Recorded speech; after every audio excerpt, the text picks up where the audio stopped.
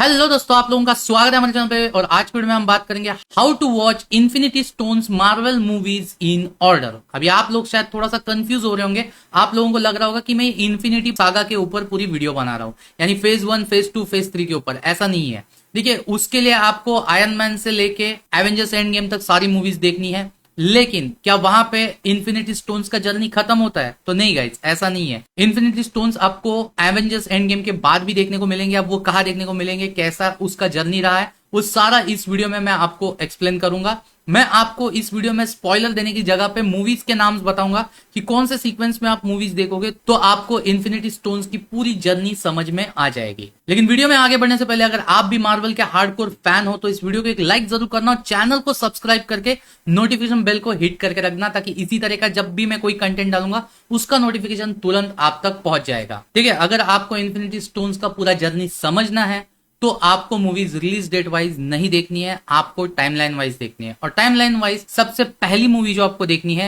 उसका नाम है captain America the first Avenger. तो इस मूवी में हमको सबसे पहले देखने को मिलता है स्पेस स्टोन, जो तुरंत इंसान को यहां से वहां टेलीपोर्ट करने में हेल्प करता है, जो ब्लू कलर में आता है। और स्टार्टिंग में हमको टेसरेक्ट नाम के क्यूब में देखने को मिलता है। और द फर्स्ट एवेंजर का मेन विलन रहता है रेड स्कल। वो चर्च में से चुराने का काम इस टेसरेक्ट को करता है। उसके बाद वो हाइड्रा के लिए कैसे इसका इस्तेमाल करता है और आगे क्या क्या होता है वो आपको द फर्स्ट एवेंजर में देखने को मिलेगा। इसके बाद सेकंड नंबर पे फिल्म आती है कैप्टन मार्वल। अभी हालांकि ये फिल्म इन्फिनिटी वॉर और एवेंजर्स एंड गेम के बीच में आई थी, लेकिन इसका टाइम पीरियड बहुत पुराना है, तो आपको इसको सेकंड नंबर पे देखना पड़ेगा, तभी आपको टेसरेक्ट का पूरा जर्नी समझ में आएगा। 1989 में डॉक्टर वेंडी लॉसन जो है वो लाइट स्पीड ट्रेवल को अनलॉक करने के लिए टेसरेक्ट का सबसे पहले इस्तेमाल करता है। और उसके बाद वो कैसे नीक फ्यूरी तक पहुंचता है, उस पूरे टेसरेक्ट के जर्नी को अगर आपको जानना है तो आपको सेकंड नंबर पे ये फिल्म देखनी पड़ेगी। उसके बाद थर्ड नंबर पे आपको फिल्म देखनी है थॉर। अभी हालांकि मैं एक चीज कहना चाहूंगा कि थॉर आपको पूरी मूवी देखने की जरूरत नहीं है, क्योंकि थॉर का एक मिड क्रेडिट या पोस्ट क्रेडिट कोई तो सीन है, उस सीन में आपको टेसरेक्ट देखने को मिलता है। अभी ये सीन अगर आपको देखना है तो आप यूट्यूब पे जाके सर्च कर सकते हो और डायरेक्टली आपको देखने को मिल जाएगा। उसके बाद फोर्थ नंबर पे आपको देखनी है मूवी द एवेंजर्स। अभी द एवेंजर्स में आपको टेसरेक्ट यानी जो स्पेस स्टोन है वो आपको देखने को मिलेगा, और उसको चुराने के लिए आता है धरती पे लोकी। और लोकी जब धरती पे आता है तो लोकी के पास एक स्केप्टर रहता है, और उस स्केप्टर में लगा होता है माइंड स्टोन, जो इंसान के माइंड को कंट्रोल करने का काम करता है, जो येलो कलर में आता है। और उसके बाद विजन के फोरहेड पे हमको ये देखने को मिलता है। अब वो लोकी के स्केप्टर से विजन के फोरहेड तक गया कैसे, वो भी मैं आपको इस वीडियो में समझाऊंगा। अब ये माइंड स्टोन उसे कौन देता है और उस माइंड स्टोन की वजह से वो धरती पे कितना खतरनाक वाला आतंक मचा देता है, वो आपको इस फिल्म में देखने को मिलेगा।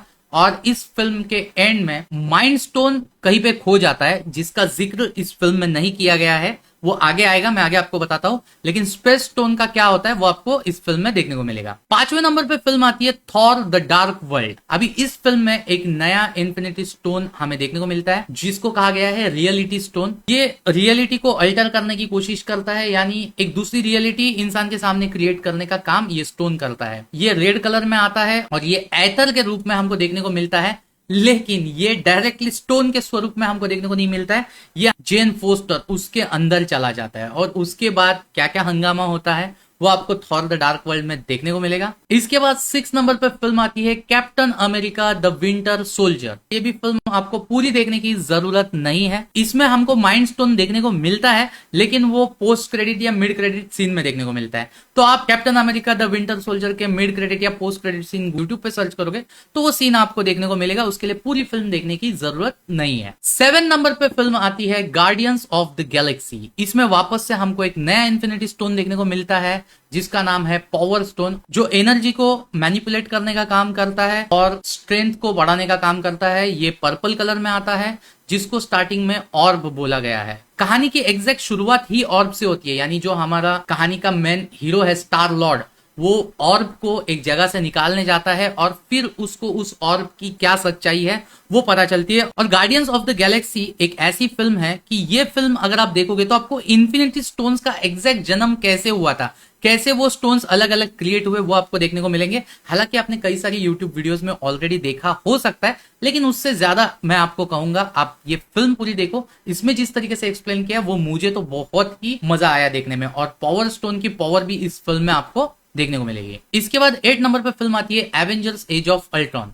इसमें वापस से आपको माइंड स्टोन देखने को मिलता है। तो जहां पे मैंने द एवेंजर्स में आपको बोला था कि लोकी के स्केप्टर में हमें ये माइंड स्टोन देखने को मिलता है, और द एवेंजर्स के एंडिंग में वो वहां से चला जाता है और वो captain America the winter soldier के मिड क्रेडिट सीन में आपको देखने को मिलता है। और उसके बाद वो वहां पे क्यों था यह हमको एज ऑफ अल्ट्रॉन के एकदम स्टार्टिंग में ही पता चलता है। उसके वजह से ये लोग क्या करते हैं, कुछ ह्यूमन बींग्स के ऊपर एक्सपेरिमेंट करते हैं और उनमें ताकत डालने का काम करते हैं, जो ऑलमोस्ट तो फेल रहता है। लेकिन वांडा और वांडा का भाई, इन दोनों के अंदर वो पावर चल जाती है और वो उसके वजह से अपनी ताकत को बढ़ाते हैं।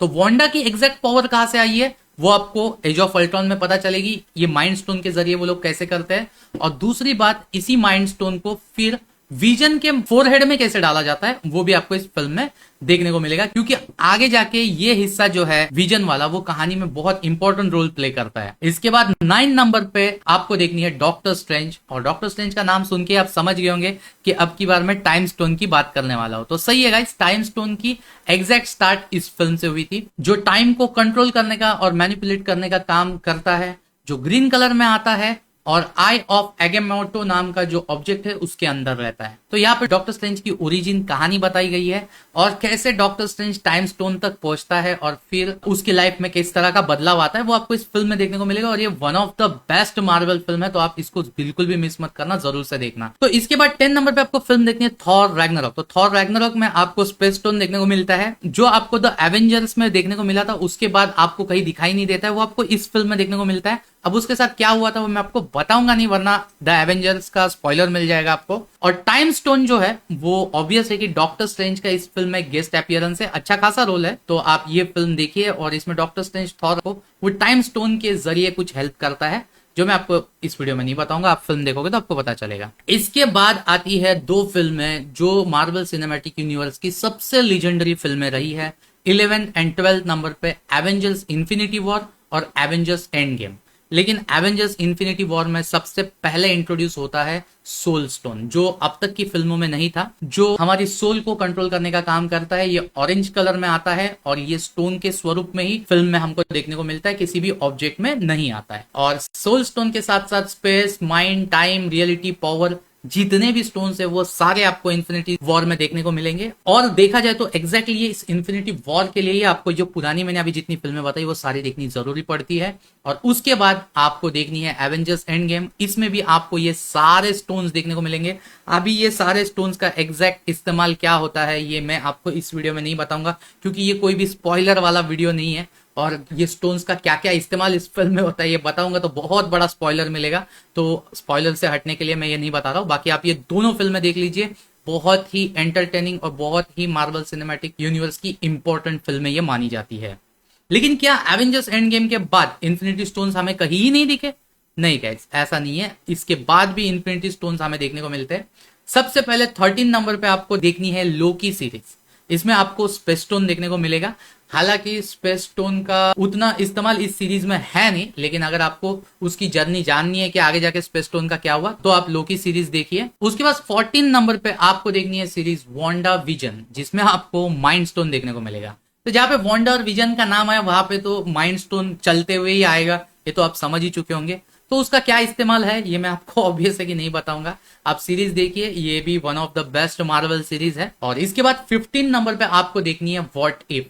अभी व्हाट इफ आपने अगर सीरीज देखी होगी तो आपको इसकी कंसेप्ट पता ही होगी, और अगर आपने नहीं देखी है तो मैं आपको बता दूं कि इस सीरीज में कुछ इस किस्म का दिखाने की कोशिश करते हैं कि ऐसा हुआ तो, यानी जैसे कैप्टन अमेरिका हमारा स्टीव रॉजर्स बनता है, अगर वहीं पे कैप्टन अमेरिका अगर एजेंट कार्टर बनी तो क्या होता। तो ऐसा सब कंसेप्ट पे ये सीरीज है। तो ये कहीं पे भी कनेक्टिविटी रखने की काम नहीं करती है, ये अल्टरनेटिव रियलिटी दिखाने की कोशिश करती है। तो उस तरीके का मसाला आपको देखने पसंद आता है तो इस सीरीज को जरूर से देख लेना। तो अभी तक इतनी ही फिल्म्स या सीरीज में हमको इन्फिनिटी स्टोन देखने को मिले। आगे अगर किसी फिल्म या सीरीज में देखने को मिलेंगे तो उसके ऊपर मैं जरूर से वीडियो बनाऊंगा। अगर ये वीडियो आपको इन्फॉर्मेटिव लगा, अच्छा लगा, आपको कुछ हेल्प हुई तो कमेंट में जरूर बताइएगा। अब मिलते हैं और एक ऐसी वीडियो के साथ, तब तक के लिए गुड बाय।